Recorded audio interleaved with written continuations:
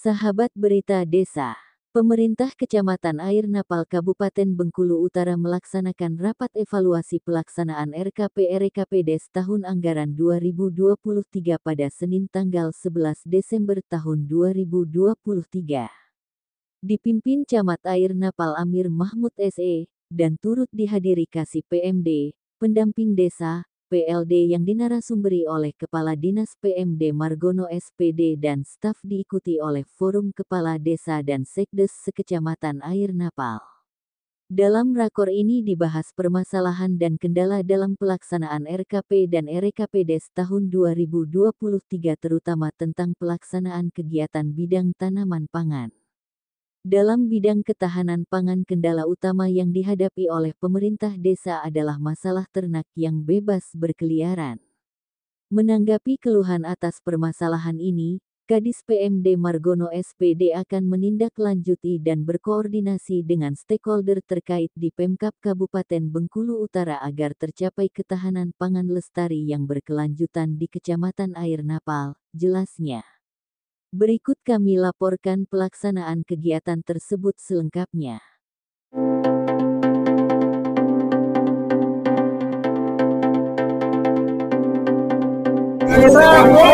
Berita Desa, oke. Desa, jangan lupa subscribe. Saya menyampaikan kita hari yang sedang kita laksanakan pada hari ini ya. Mari kita berbu musyawarah mufakat ya, jangan sampai nanti masalah regulasi atau aturan ini ya terlalu mengikat atau kaku ya untuk kita melaksanakan APBDes kita 2024 ini. Kalau kita dalam berkaitan dengan aturan ini juga ya semuanya persentuhan baik di lintas sektor ini, bukan di masalah dana desa saja.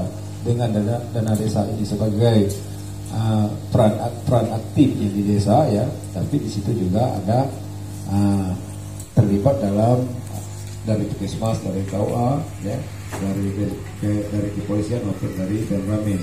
Itu harus bekerja dalam artian satu arah dan satu tujuan, supaya apa permasalahan aturan ini selalunya mengikat. Walaupun kita aturan tanaman pangan ini kira-kira di desa ini contoh ya, tanaman pangan di desa ini tidak sesuai dengan aturan kita di desa ini ya, tidak sesuai karena prospeknya di desa tidak meyakinkan, tidak tidak pas kira-kira. Tapi di lintas sektor kita dari Puskesmas kita masih menangani permasalahan sate, masalah kesehatan, masalah gizi, itu harus kita pertimbangkan arah situ. Itu contohnya yang saya sampaikan. Untuk itu Bapak Ibu dan sekalian ya, untuk acara kita pada hari ini tidak terlalu panjang lebar saya menyampaikan ini. Yang penting kita pada hari ini musyawarah dalam artian mencari kesepakatan. Untuk itu saya iri ya, itu penyampaian dari saya atau penyampaian Anda kekurangannya saya mohon saya iri. Belum sampainya pemahaman kami secara lebih baik atas pengelolaan dana desa tahun 2024 ini, terkhusus tentang ketahanan pangan. Sebab ketahanan pangan ini kalau kita lihat dari Permendes bahwa ini secara nasional dibuat seperti ini. Tentunya secara nasional ini belum tentu bisa dikerjakan secara spesifik di tingkat desa atau kecamatan-kecamatan di seluruh Indonesia. Oleh sebab itu Pak Kadis kemarin juga sudah saya sampaikan di pertemuan di Laili bahwa ada kesulitan kami untuk kepala desa di Kecamatan Air Napal ini khususnya, bahwa satu, kami adalah daerah perkebunan. Dua, lahan pertanian kami sudah katakan tidak ada lagi kecuali subur dan tahun kering. 7 tahun. Pekerjaan kita ini sudah mengikuti tata aturan tata kelola dengan undang-undang desanya, dengan semua rangkaiannya, dan kita sebenarnya mulai berangkat dari PNPM dulu, perencanaan yang paling utama. Pertama, kami sampaikan atas nama pemerintah daerah, terima kasih bahwa dana desa, alokasi dana desa ini adalah sifatnya investasi negara yang sudah resmi dengan undang-undang desa. Sekarang desa tidak lagi menjadi penonton, tetapi desa sudah menjadi pelaku. Kalau dulu sering ngoceh, no, ya kita nonton aja ya, garap orang lain, kita tinggal menerima hasilnya. Mulai tahun 2015 masih ingat kita terkepor-kepor menyusun perencanaan mulai dari RPJM desa sampai dengan RKPDes dan Perdes APBDes. Dengan segala perjalanan Pak Kades, saya sangat paham negara kita ini nggak akan berhenti-henti melakukan perbaikan sistem dalam rangka mendapatkan yang terbaik. Sekarang untung sudah agak maju. Dulu kita belum kenal yang namanya program SDGs-nya seperti apa. Yang penting buat khayalan dulu bagaimana RPJM desa kita garap, kemudian RKB 6 tahun sampai dengan penyusunan RPJM desa. Mohon izin bahwa dana desa, alokasi dana desa adalah yang punya negara. Sehingga aturan adalah negara yang membuat. Kita diminta untuk melaksanakan sesuai dengan tata aturan, tata kelola yang sudah diterbitkan. Pertama, kita diurus oleh 3 kementerian terkait dengan perangkat dan aparatur itu oleh Menteri Dalam Negeri, Kemendagri. Jadi Pak Kades pasti harus membaca, menelaah, memahami secara terus-menerus terkait dengan tata kelola desa, dengan aturan-aturannya di peraturan Menteri Dalam Negeri. Ke depan nampaknya bocoran ini Pak Kades, Pak Kades aja Pak. Seluruh perangkat nanti akan disambungkan dengan Kemenpan RB. Jadi sama namanya dengan Kemendagri. Bocoran ini, bocoran ke depan selain dari Kemendagri agar Pak Kades tidak pusing, itu nanti juga akan dibantu dari Kementerian Pendayaguyaan Aparatur Sipil Negara dan Reformasi Birokrasi. Kedua, terkait dengan duitnya Bu Sri itu melalui Kementerian Keuangan, makanya ada PMK. Tadi Pak Camat dengan Pak Ketua Forum juga sudah membaca mana PMK-nya. Nah, baru tata kelola pengaturannya, pembagiannya itu ada Menteri Desa, Kemendesa PDTT yang sudah dibacakan tadi. Terus piye Pak? Sekelumit ini, walaupun Pak Kades sudah tahu semua. Jadi ternyata sekarang dibalik Pak Kades. Kalau dulu itu sentralisasi, negara yang rancang semua, negara yang garap. Ternyata juga kobol-kobol gitu kan. Sekarang coba dibalik. Jadi bukan top down tapi bottom up. Tapi aturannya dari atas. Biar negara ini seperti yang dicita-citakan dalam program atau dokumen tujuan pembangunan berkelanjutan atau SDGs, Sustainable Development Goal, tujuan pembangunan berkelanjutan. Dan ini kemarin ngobrol sebentar ya, nggak sebelum jam 2. Karena tim dari Kemendes kemarin 2 grup baru datang sendiri-sendiri. Yang pertama terkait dengan aplikasi SDGs. Ada 6 orang, timnya langsung ke kantor, kemudian ada pelatihan di Padang Jaya. Di Padang Jaya. Sudah 3 hari lalu. Yang ada sama harus ada program ketahanan, angkanya 20%, untuk nggak 50%, 20%, minimal 20%, itu minimal Pak ya. Tapi kalau minimal boleh lebih dari 20%, tinggal desanya seperti apa. Minimal 25%. Itu Pak. Nanti saya nyampaikan yang di Permendes. Apa Pak ketahanan pangan itu? Sebenarnya ketahanan pangan itu untuk menciptakan kedaulatan pangan dalam rangka menjawab tujuan SDGs yang pertama, desa tanpa kelaparan dan kemiskinan. Lalu seperti apa barangnya supaya nanti sama-sama Pak. Ketahanan pangan itu diupayakan bagaimana desa itu bisa memproduksi bahan pangan. Ketahanan pangan itu bisa menjadi produsen atau penghasil bahan pangan atau karbohidrat, baik itu nabati, tanam-tanaman, maupun hewani atau hewan. Nanti breakdownnya banyak uraiannya. Pertama dulu, jadi ketahanan pangan itu bagaimana desa itu bisa memproduksi bahan pangan. Kalau memproduksi otomatis ngolah lahan. Yang disampaikan program RKPD, Rencana Kegiatan Pembangunan Daerah. Pertama, bagaimana ketahanan pangan itu digarap. Kalau dana desa yang plotting 20% minimal itu dikerjakan untuk ketahanan pangan, sama kita menunjang program daerah, provinsi dan pusat. Izin Mengapa harus dikerjakan? Karena program bersimultan terus-menerus, baik desa, kecamatan, kabupaten, provinsi maupun pusat. Tadi yang sudah dijelaskan Pak Ketua tadi, yang sudah termaktub dalam Permendes. Saya kunci dulu. Dengan topografi, dengan wilayah, dengan keadaan apapun, program ketahanan pangan wajib dilaksanakan minimal 20%. Karena memang desa yang memproduksi, bukan kota. Kota itu gas adanya, cuman asap adanya.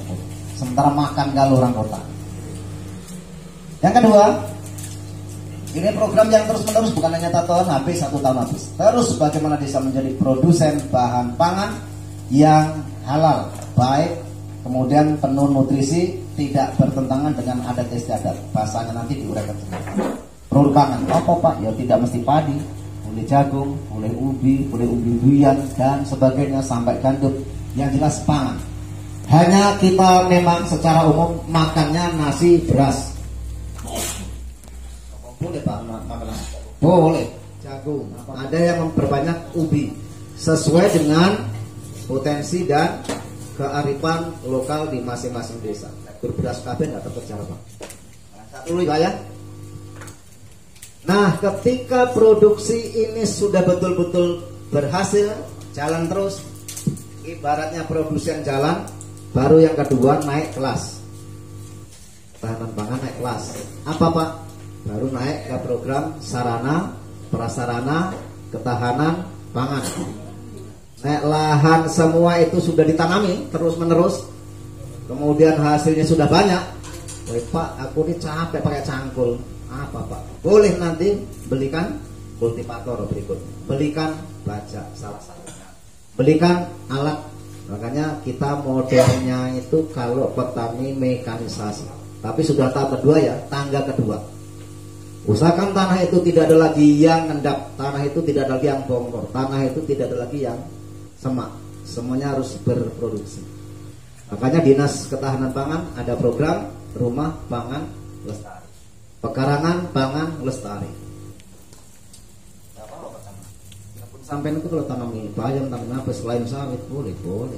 Namanya tumpang sari, itu kan campur sari. Itu namanya produk untuk pola pertanian yang bersifat majemuk atau tumpang sari. Kalau Pak harus ngomong, harus ada yang namanya Kalau yang pertanian ada nih, insan pertanian. Sarjana pertanian ada, Pak Kades? Di desa kita nggak ada sarjana pertanian. Ada kemarin kan tinggal. Nah, yang lain, yang punya ilmu pertanian. Nanti kalau saya ngomong panjang nggak tahu. Di pertanian itu ada yang namanya diversifikasi pertanian. Makanya bermacam-macam Pak. Karena memang kebutuhan hidup kita, Ibu, jangan makan ikan otok. Pasti ada hijau-hijauan daun, ada wortel, ada pucuk ubi, ada bayam, ada telur ayam kampung, ada lele. Itu namanya diversifikasi. Kebanyakan diversifikasi. Pak, kami nggak cocok padi, jangan nanam padi. Pak, kami nggak cocok nanam gandum, jangan gandum. Mungkin cocoknya ubi, mungkin cocoknya talas, mungkin cocoknya ubi rangga dan sebagainya. Nanti kearifan lokal sesuai dengan topografi di daerah. Jadi jangan digeneralkan padi, yang namanya ketahanan pangan padi, bukan. Itu namanya beraneka ragam bahan pangan. Dan nanti secara ilmu kesehatan akan menyeimbangkan karbohidrat yang masuk di kita. Masalah hukum itu yang kita harapkan kan. Nggak enak rasanya kena masalah hukum. Contoh yang besar kan. Saya yang kecil. Bapak dan Ibu, saya juga merasakan kawan mengawani nggak ada. Kawan yang mengawani nggak mau. Terasa. Makanya kita hati-hati. Jangan sampai dengan keadaan kita ini masih kecolongan gitu loh, masih kecolongan. Harapannya, jadi yang jelas untuk ketahanan pangan kita ikuti, jangan sampai di desa kita tidak ada program. Kalau tidak ada berarti kita mengabaikan aturan untuk prioritas penggunaan dana desa. Itu aja intinya, ya. Sedikit banyak harus ada, itu ada gitu. kita betul di. Jadi saya dari Pasar Bemba, Pak, sebagai sekretaris desa. Jadi saya tidak memungkiri apa yang disampaikan oleh Bapak Ketua Forum Kades bahwa itu benar adanya, termasuk kondisi desa kami di Pasar Bemba. Jadi lahan perkebunan sudah 100% sawit, Pak. Jadi untuk tanaman hortikultura itu tidak tersedia lahan lagi. Termasuk untuk daerah persawahan kami nggak ada. Kemudian untuk kolam dan lain sebagainya juga tidak ada lokasi, Pak. Jadi kalau mau dipaksakan mungkin bisa, Pak, tapi hasilnya mungkin tidak maksimal. Sedangkan kita berharap dana desa ini bisa dimanfaatkan untuk masyarakat dengan hasil. Kita kan nggak bisa memutuskan kan, nggak bisa pertemuan ini nggak bisa memutuskan. Kita harus konsultasi dengan ini. Apa yang sudah kita lakukan, kira-kira cukup nggak gitu.